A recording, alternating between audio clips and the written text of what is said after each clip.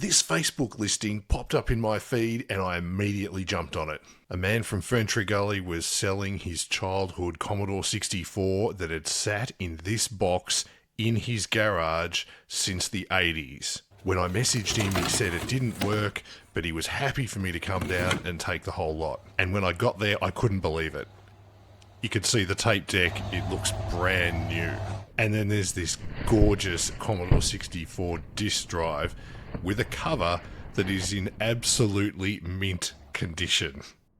And following on from this unbelievable Commodore 64 cover, I pull out a 64C that looks like it's just literally come out of the 1980s. This thing is in pristine condition. It turns on, it works, it's absolutely amazing. It's very rare for me to find Commodores in this type of condition. I haven't had them like this ever before. I doubt that I'm going to find something as minty as this ever again. And hidden right at the back of the box is a Commodore 1802 monitor that looks like it's never seen sunlight or anything. This thing is in pristine condition. I did turn it on, but it did not work. So I actually had to send it away to get repaired, and it's now coming back, and it is mint.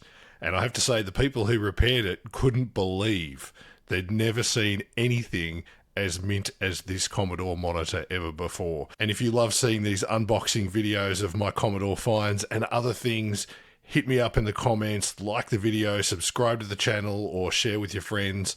I really do appreciate it, guys, and I'll see you on the next one.